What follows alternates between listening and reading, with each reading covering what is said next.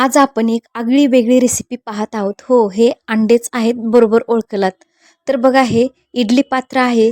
इडली पात्रामध्ये अंडे फोडून टाकायचे आहेत.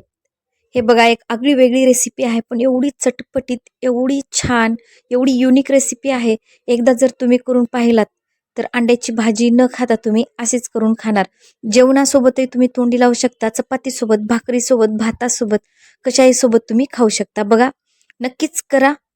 मी जशी प्रोसिजर करत आहे तशीच करा. पहा, चला सुरू करूयात. एक अंड मी एका त्या साच्यामध्ये टाकत आहे, पण ते बसत नाहीत, कारण अंडे मोठे आहेत आणि त्याच्यामध्ये जास्त होतं आणि खाली पडतं. त्यामुळे मी अंडे एका बाउलमध्ये फोडत आहे आणि त्यानंतर त्यामध्ये टाकत आहे. बघा, सगळीकडे अंडे टाकून झालेले आहेत. मी प्रज्ञा कदम, प्रज्ञा किचन स्टुडिओमध्ये आपलं अगदी मनापासून स्वागत. चला सुरू करूयात पुढची प्रोसिजर. बघा, घरामध्ये जेवढेही मसाले आहेत तेवढे टाकून द्या. कस्तुरी मेथी असेल तर कस्तुरी मेथी टाकून द्या, मीठ टाकून द्या आणि मस्त आपल्याला जसं आपण इडली तयार करतो ना, तसं खाली उकळी येऊ द्यायची आहे पाण्याला आणि त्यानंतर हे वरती ठेवून द्यायचं आहे.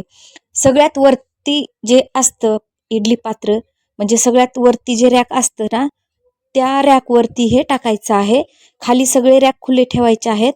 जर तुम्हाला जास्त करायचे असतील तर पण त्या पण रॅकमध्ये तुम्ही टाकू शकता अंडे.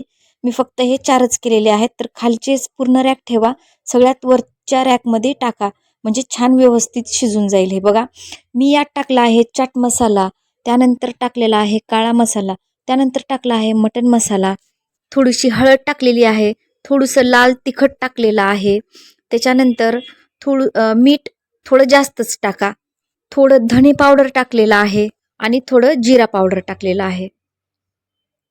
हे बघा, सगळं व्यवस्थित टाकून घ्यायचं आणि सगळ्यात वर मीठ टाकून घ्या. एक गोष्ट सांगायची राहूनच गेली, इडली पात्राला आधी जसं आपण तेल लावून घेतो ना इडली टाकण्याच्या आधी, तर तसं आपल्याला तेल लावून घ्यायचं आहे, जेणेकरून हे जास्त स्पंजी होतील, फुगतील आणि व्यवस्थित काढायला पण सोपे जातील. खाली पाण्याला उकळी आलेली आहे, खुले रॅक खाली ठेवलेले आहेत आणि सगळ्यात वरती हे ठेवून आपल्याला बंद करून ठेवायचं आहे. जशा प्रकारे आपण इडलीला 15 मिनिट थांबतो तसेच आपल्याला 15 मिनिट थांबायचं आहे. त्यानंतर आपल्याला 10 मिनिटं झाल्याच्या नंतर एकदा काढून चेक करायचं आहे, शिजलेले आहेत की नाही. चेक कसं करायचं पहा, सांगते. वाफ येत आहे त्यामुळे व्यवस्थित दिसत नाहीये. हे बघा, व्यवस्थित शिजलेले आहेत, स्पंजी झाले आहेत मस्त. हे बघा, असं आपल्याला पाहायचं आहे.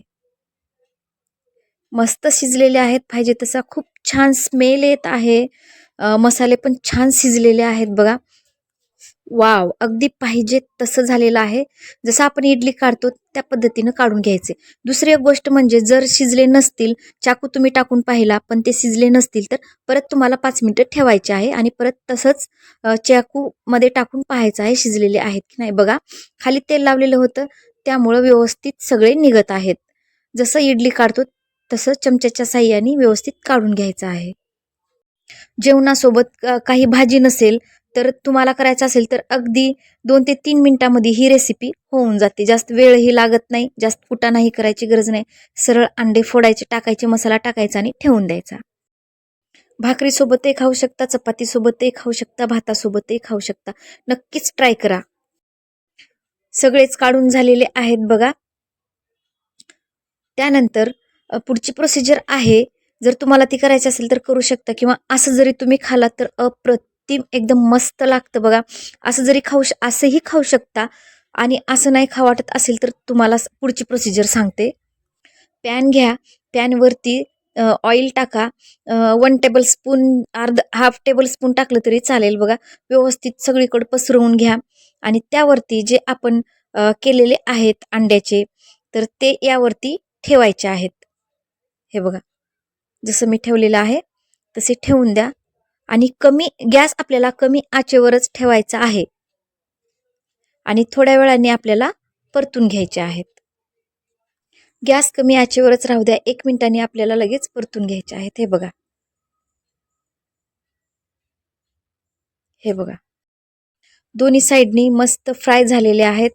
वाव, खूप छान, मस्त. नक्की एकदा ट्राय करून बघा. तुम्हाला खरंच मनातून आवडली असेल, थोडं जरी मदत झाली असेल तर प्लीज सबस्क्राईब करायला विसरू नका. सबस्क्राईब नक्की करा. सपोर्ट नक्की करा.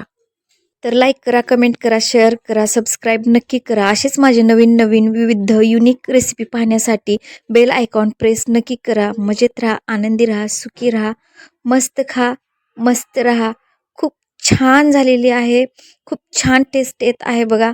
नक्कीच करून पहा. झाल्याच्या नंतर कमेंटमध्ये नक्की कळवा. चला अशाच एका नवीन रेसिपीमध्ये भेटूयात पुढच्या व्हिडिओमध्ये. तोपर्यंत थँक्यू.